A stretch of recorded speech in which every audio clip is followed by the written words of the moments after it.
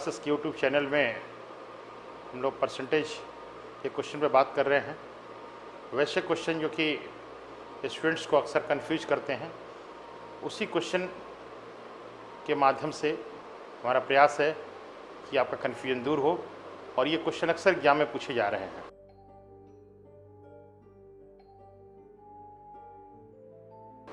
जैसे ये जो क्वेश्चन है, इसमें है एक एग्जामिनेशन है जिसमें 75% स्टूडेंट पास होते हैं इंग्लिश में, 80% पास होते हैं मैथ्स में, 10% फेल हो जाते हैं, 10% फेल इन बोथ सब्जेक्ट। इसके अलावे एक जो डेटा दिया है, 325 स्टूडेंट पास होते हैं इन बोथ सब्जेक्ट्स।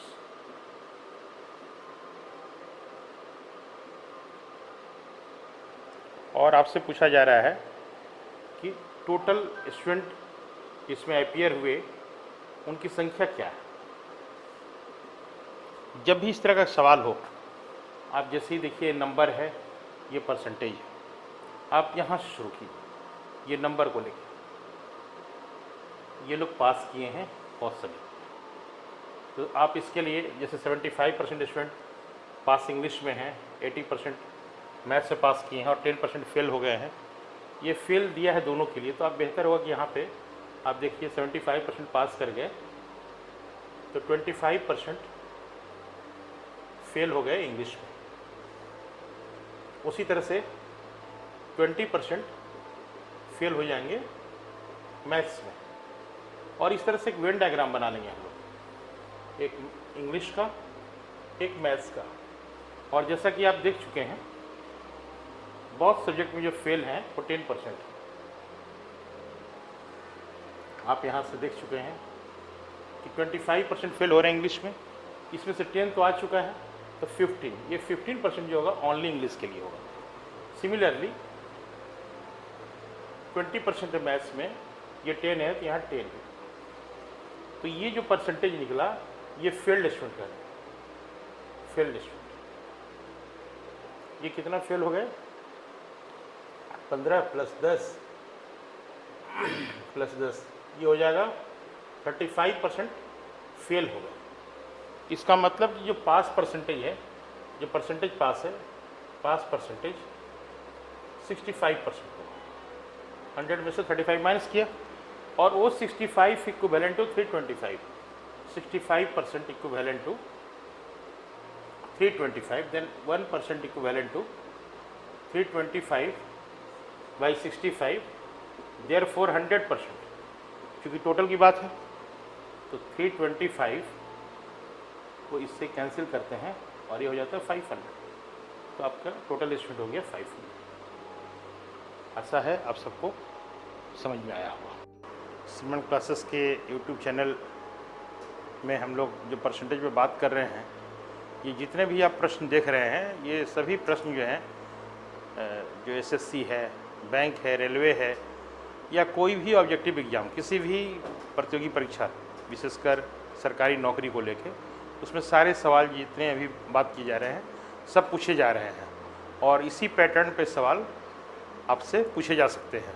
उसी को ध्यान में रख के कि आप एक्यूरेसी के साथ और अपने समझ शक्ति को विकसित करते हुए, प्रैक्टिस करते हुए इसको और आप बेहतर करें, इसी उद्देश्य से इस सवाल को हम लोग आगे बढ़ा रहे हैं।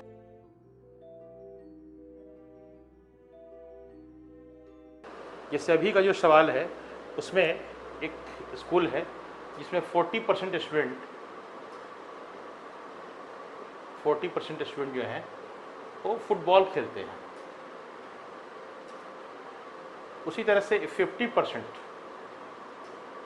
स्टूडेंट जो हैं क्रिकेट खेलते हैं। ये दिया हुआ है, ये दोनों इन्फॉर्मेशन गिवन है। एक इन्फॉर्मेशन इसके साथ और भी है कि 18% स्टूडेंट जो हैं, 18% student neither play football and nor cricket. 18% student ऐसे हैं जो न तो फुटबॉल खेलते हैं और न ही क्रिकेट खेलते हैं।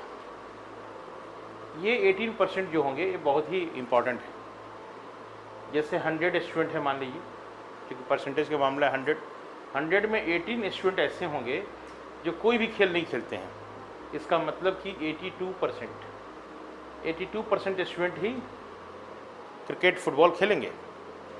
और जैसे ही हम लोग इसको वेन डायग्राम बनाते हैं इस तरह से, एक तरफ फुटबॉल लिखते हैं एक तरफ क्रिकेट लिखते हैं, तो आप देख रहे हैं 40 और 50 या 90 होता है। और स्टूडेंट कितने होने चाहिए? 82। 8 स्टूडेंट एक्स्ट्रा हो रहा है, यानी 8 स्टूडेंट कॉमन होंगे जो दोनों खेल खेलेंगे।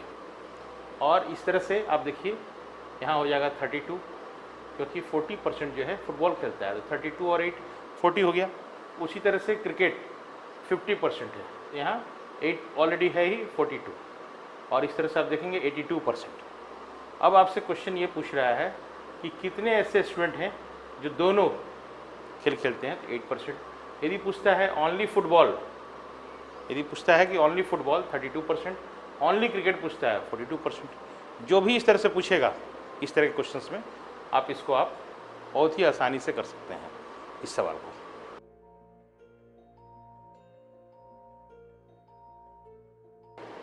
श्रीमन क्लासेस के यूट्यूब चैनल में हम लोग परसेंटेज चैप्टर पे बात कर रहे हैं।